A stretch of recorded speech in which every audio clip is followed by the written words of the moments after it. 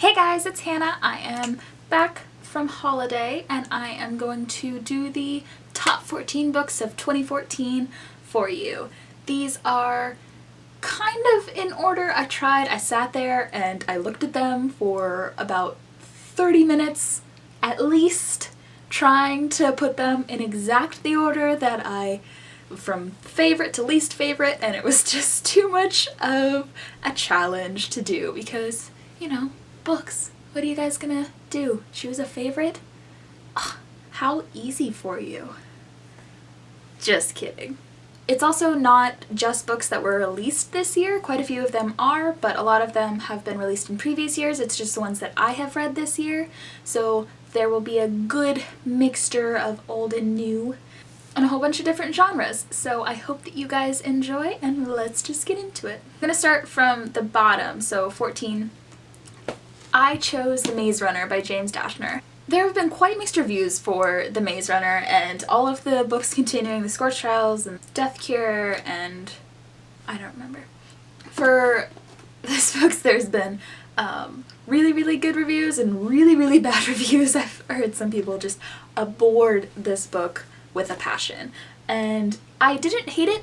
I really liked the first one, even though there was a lot of questions and unanswered, just keep going and you're left in the dark a lot. But I did like the story and the plot, and the characters definitely have a place in my heart. And I'm a big action person, as you guys know. I love adventure, and this is definitely a cool adventure that made me want to be a part of it, except not die.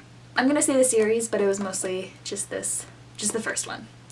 So, number 14. For number 13, I'm gonna go with We Were Liars by E. Lockhart.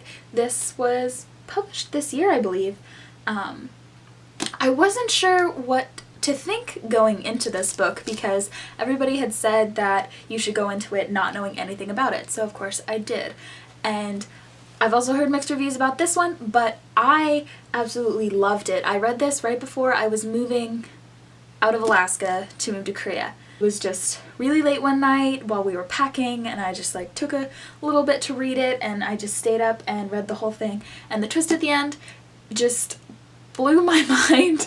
I mean, you kind of expected something to happen, but I didn't expect that, and it just was quite the testament to the story, and it was a really good plot, and you did feel for the characters, even though some people have said that you can't relate with them just because they're snobby and obnoxious. But I mean, they're people too, and I really liked it. It was a beautiful book, and it was well told, and you definitely suffered with the characters as they went through their trials.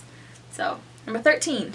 Number 12, I picked Shatter Me, and we're just gonna say that this is the whole series, but this definitely was a highlight in 2014. Definitely Tahereh Mafi's writing is quite up there with most of the authors that I've ever read. It's just so beautiful and fluid and just like liquid book, because it is just gorgeous and poetic writing while she's talking about superhumans and action and intrigue and political treason and everything. My favorite sidekick character is in this series. Kenji just makes my day, and I wish he was my best friend.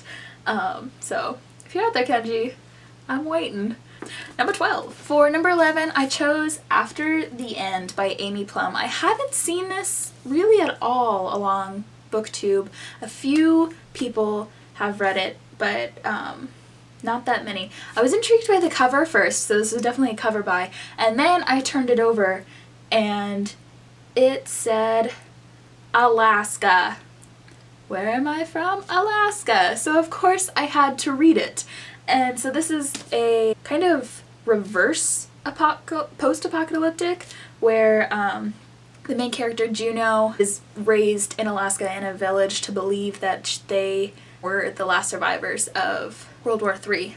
So it actually surprised me because it does have some fantastical elements in it, which were really cool. I thought it was just going to be a post-apocalyptic kind of dystopian book and a revelation book.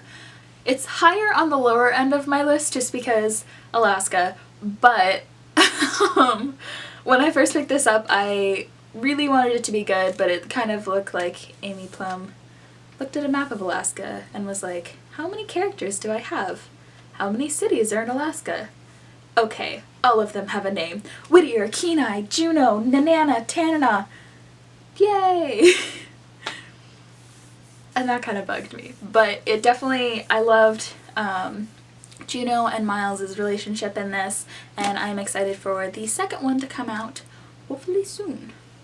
Number 11. For number 10, I chose the Legend series by Marie Lu. And of course you guys know I love action. I said this before, I will say it again, and it is my favorite, and this just blew my mind. It was one of the first trilogies that I got back into when I got back into reading last year, and definitely lived up to all the hype that it deserved. All three of the books, Legend, Prodigy, and Champion, when you follow the dual perspective of June and Day, having the girl and the guy, and really just such a good separation of their perspectives. And I said this in my book talk, you can go watch my book talk of these three books. Sometimes authors have a hard time translating the different characters and their mindsets. I mean, at the top of the chapter it might say another character's name, but you don't get the feeling of themselves when they're writing. A lot of the mannerisms and thinking are sometimes the same.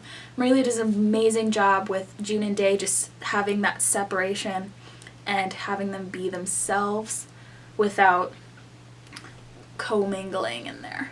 So definitely pick this book up in my top 10. Number 9, I chose The Unbecoming of Mara Dyer, as well as The Evolution of Mara Dyer, and hopefully soon I will be able to read the third one. I want to read the third one so bad. I don't have it yet, but I will. I do not like spooky things. I don't like scary movies, and I do not approve of scaring myself in the night by letting my imagination run wild. So I was a little bit hesitant going into this since it's a paranormal fantasy, and a lot of people had said that it like messes with your brain. But it is so cool in the way that Michelle Hodkin wrote it and went through it, and that you're in Mara Dyer's perspective, that I just flew through them. I read the second one in one night. Knew that I could start reading another book, so I started at 9 and I finished it at 4 o'clock in the morning, and that happened. I have book talks on these too if you guys want to hear more about how great they are. Number 9. For number 8, I chose The Host by Stephanie Meyer. I know this is quite an old book, but I hadn't decided to pick it up until this year, just because of what they did to the Twilight fandom. Of course, I was a Twilight fanatic in middle school. I will truthfully say, and it got quite bad, but after the movies took a downspin into Comedy Central, I was really hesitant to read The Host by Stephanie Meyer, just to continue on with whatever they were going to do. And it's really intimidating. I mean, that's quite large.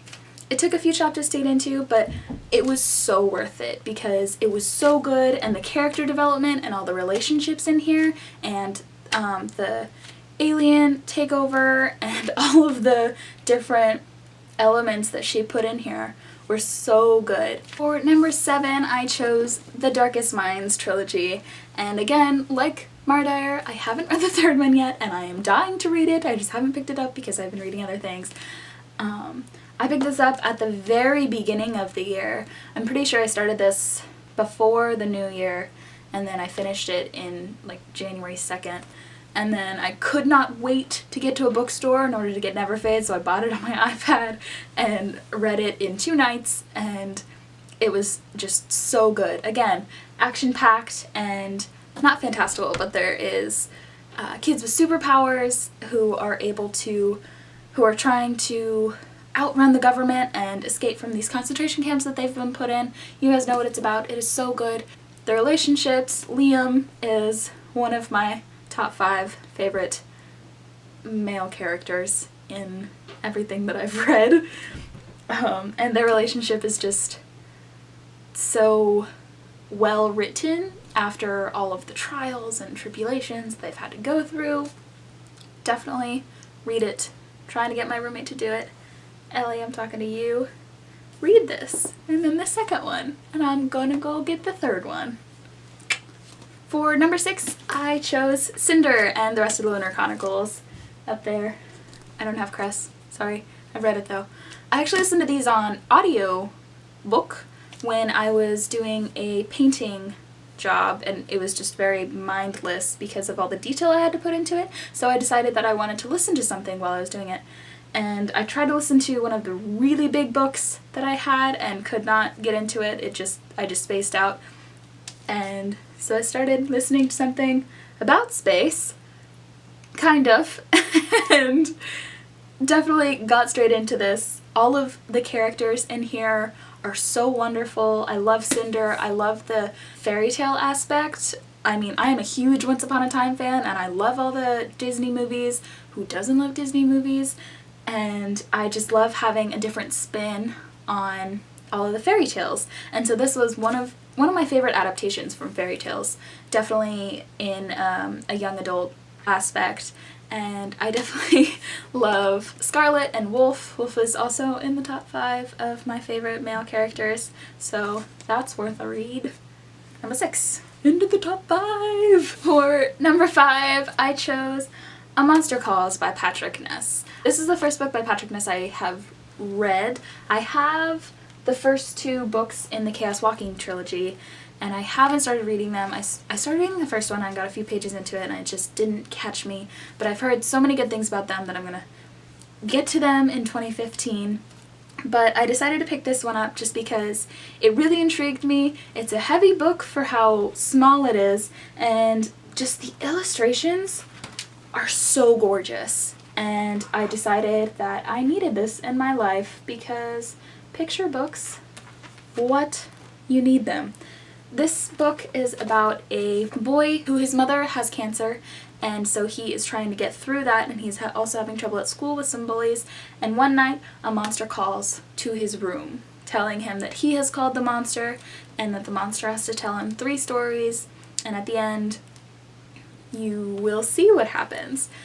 The writing is just beautiful. A lot of the quotes that I completely love in my life and have written down as inspirational and just whimsical writing have come from here, just to get through life and to be able to inspire yourself to go above and beyond.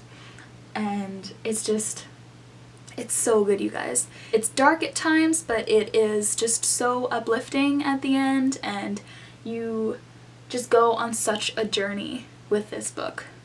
Top 5, everybody. Read it. For number 4, I have chosen my recently acclaimed Game of Thrones. And I have only gotten through this one and the second one. I started this one on December 14th, and I'm already through this one, and I am about 100 pages left of Clash of Kings, and then of course I'm gonna dive right into Storm of Swords and Feast of Crows and Dance of Dragons. And everybody who has read this knows exactly what I'm talking about. It is so amazing. You just need to read it. I don't care if it's monstrous and intimidating and you just already watched the show. I don't care. You need to read it. It's so good. And like I had said about Marie Lu, George R. R. Martin is so good with the changing of characters' perspectives, since each chapter is from a different character, and even as you move on to books, characters die. All of the characters die. You get new characters and different perspectives, just knowing what happens. And he does such a good job not telling you what's going to happen, even while it's happening. And then you have to find out later, or you find out from a different character in a different setting at the same time that something else happened, and it just grabs your attention and has amazing fantastical elements. I want a dire wolf so bad because winter is coming. I want some snow. Jon Snow. Hey! But really, I wish there was snow right now. For number 3, I chose Crash and Burn by Michael Hassan. Did a book talk on it, and it is so good. There is no other way to explain it. I give it a 5 out of 5 stars. There is just so much development and heart in this book. It has such contradicting views on certain things. It's about a school shooting. The back actually says it so well. It says, Michael Hassan has written a darkly funny story about a school shooting. I didn't know that was even possible, but I knew it was brave. Thankfully, he pulls it off. By Ned Vizzini. The journey that the two main characters go through is such the journey. The mental illness aspects that are pushed into it, I love reading about, and just seeing how different it is and how their brains work, and just, you need to read it. It will change your life. Just, For number 2, top two, I chose The Name of the Wind by Patrick Rothfuss. This also is quite the intimidating book. I decided to be intimidating this year and read all of the intimidating books to get through them, and they are completely worth it. Every single one of them that I have read that is over 1,000 pages, I have never regretted once. Not even when I'm up at 6 in the morning with no sleep. No regrets. Not even one letter. Patrick Rothfuss is such an amazing writer and takes things that you try to explain and sound boring, but are not, and are completely enthralling, and just drives you through the character's journey. There's no words, people. There's no words.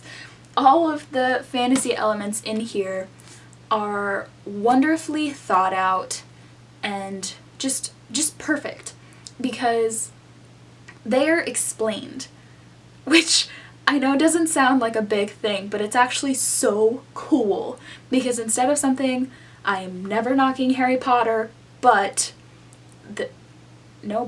Harry Potter's magic isn't explained. It's just magic, and that's what magic is normally. It's not explained. But in this book, the fantasy elements in here are completely explained. It's like a science, and I am not a math or sometimes a chemistry or something person. I love English. Booktube. The way that Patrick Rothfuss has introduced us to Sigildry in this book is just so cool, because you know what is happening, and you know what has to happen, and you know what the character needs to do in order to accomplish something.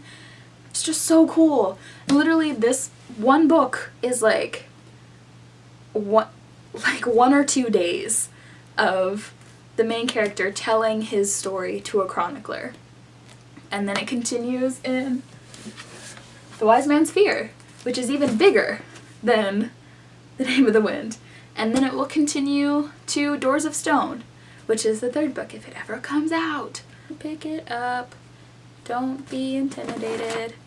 Number 2, ladies and gentlemen. Last but certainly never least is Erafire by Sarah J. Maas, and I'm just gonna pick this one because this is my favorite of the series so far, but the entire series is amazing. Selena Saradathian is a badass and one of my favorite characters as a girl, because she is just so dimensional and has such character growth, especially in this book, and literally her character grows. All the characters, even all the love interests, or even just friendships in here, are so well written and thought out, and all of the twists and turns that you go through that you don't realize, you're like, what? Oh, so good. I cannot wait a year until the next one, so I haven't read Assassin's Blade yet, and I am just holding it on my shelf until I am in such withdrawal of Sarah J. Maas and Selena Saradathian and all of them that I will read it halfway through the year to save myself before the next book. Number 1, everybody, read it. Or look at that, she changed her clothes. I completely forgot when I was finished filming the top 14 of 2014 to do my honorable mention, because of course narrowing it down to 14 is hard enough, But this is somewhat a book and somewhat not a book, and I just wanted to rave about it. It's called Stories for Nighttime and Some for the Day by Ben Laurie, and this is a Penguin book that I saw at Powell's Books in the airport, and I was just looking for something, and I loved the size of it, and the cover was very intriguing, and I love just books that are small compilations of different stories, and so I was very intrigued by this, and I love the cover. Feels so nice.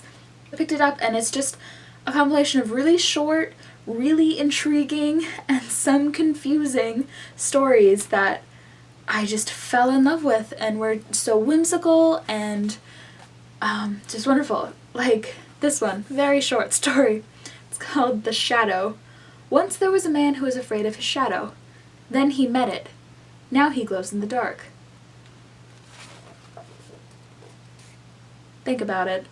I still haven't come up with a proper answer yet. Put it in the comments if you think you know what it means. It's a quick read, it's funny, and just hilarious, which is a synonym for funny, but you will love it, and it's just nice to pick up in between heavier books, or if you just want to laugh, or if you just wanted to be interesting and wanted some stories for the nighttime and some for the day. As my honorable mention, I would like to have mentioned it. Yep, there you go, my top 14 of 2014. And I hope that you guys pick up all those books. They are worth reading, even the really big ones that are so intimidating, but they're so worth it. Like I said, no regrets. Not even one letter, not even a word, not even a page, not even an hour that I was up ungodly finishing all of those. I hope to get to all of these that I have not read yet, and all of those over there, and all of those on my other shelves. And I hope to get more videos up for you guys in a timely manner, and there will definitely be more. I have a whole list that I want to get through, and I will be putting up my resolutions soon for what I'm going to read in 2015 and what I'm going to write in 2015. So that will be up soon, I hope, but as you guys know, first week of university is so hectic. So bear with me. I hope you guys enjoyed this video. If you want to watch more, of course there are more, and I will be putting more up here, and stick around. I hope you have a fantastic day, and I will talk to you next time. Bye!